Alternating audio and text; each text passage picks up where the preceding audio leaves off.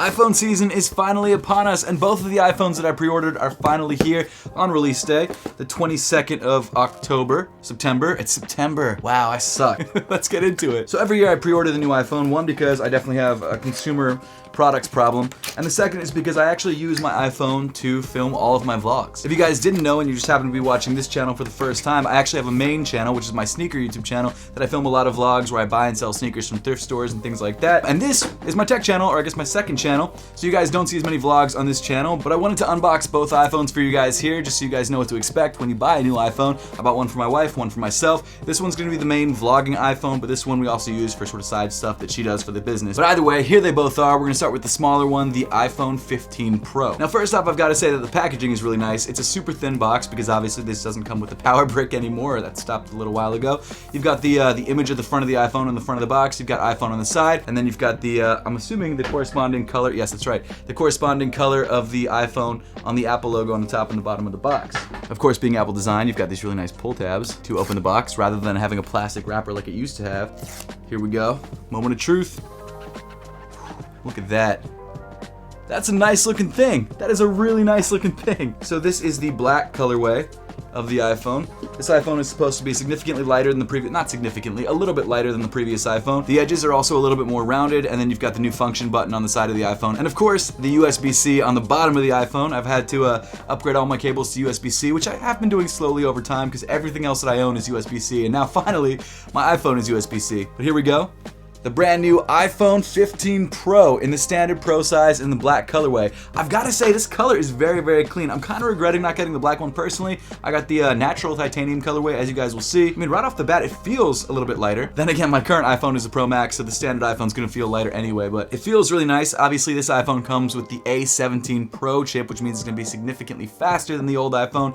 My wife is also on the iPhone 13. She does have the Pro, but still the 13, so this will just be a huge upgrade in both the camera department and, of course, also the speed department. And she doesn't have the dynamic island, which is, you know, something that I guess it's not that big of a deal, but if you're new to it, it's kind of cool. I've got to say that I really like the brushed titanium on the side of the iPhone. I really like the glossiness of the older version, but the brushed titanium looks a little bit more premium, a little bit more, honestly durable, even though I'm sure it's the same amount of durability. I don't know, this black one is so sick. I'm kind of regretting getting the natural titanium. We'll just have to unbox and see if I like it as much as this one, so let's dive into that one. Oh, actually, before we do that, let me show you guys what else comes inside the box.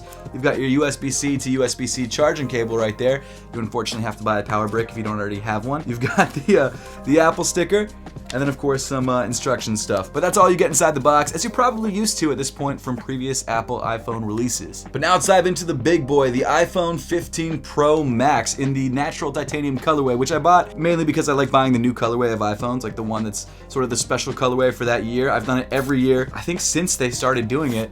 And the last one that I had, obviously, is my iPhone 14 Pro Max, which came in the purple colorway. This case got really yellow over time, which most clear cases do. Obviously, on the front of the box, you've got the image of the iPhone, and then, of course, on the top and the bottom of the box, you've got the color-matching Apple logo right there. Let's pop the box open. It's actually a lot more silvery than I thought. I'll be honest with you. I thought it was gonna be more of a gold color. It's kind of clean.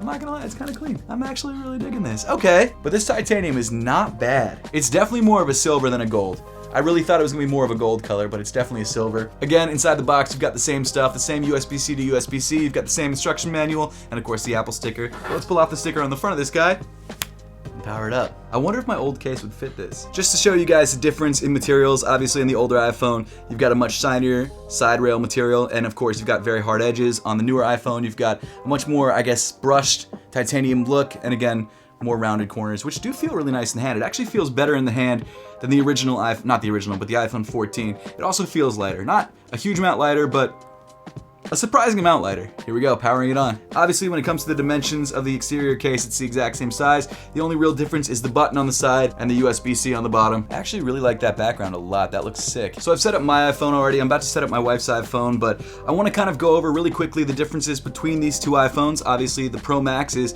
a significantly larger device. I believe it's closer to the 7-inch range than the 6-inch range. This one, I believe, is a 6.1. This one, I could be wrong. I'm going off like the top of my head with this, but 6.7, maybe. I'll have all of the specs in the upcoming review, so make sure to stay tuned for that. Both iPhones do feel lighter than the previous iterations of the iPhones, which is really nice. And I've got to say, I really love these titanium borders and the more rounded edges. It feels really good.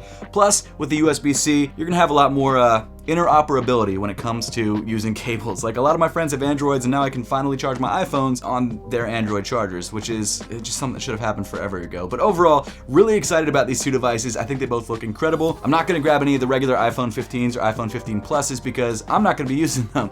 I'm gonna be just using these two iPhones for my own personal usage and my wife's own personal usage, so I'm not gonna grab those two because there's no reason to spend an extra $1,000 to let you guys know about a phone that I'm not gonna use or have any experience with. So, and when comparing my new iPhone to my older iPhone, the weight difference isn't huge, but it is noticeable, and I do like the hand feel of this new iPhone. However, I'm gonna be using my iPhone in a case, as will my wife, so we're not gonna notice the difference that much, but it is something to keep in mind if you don't use a case. So guys, I'm gonna go get these two iPhones set up, and then I'm gonna come back to you in the next video after a couple days of using them with some video comparisons, with some speed comparisons, and give you guys a full review and let you know whether both of these phones are worth the price or the upgrade over any of the older iPhones. So make sure to subscribe to my channel if you haven't yet, and I'll see you all in the next one.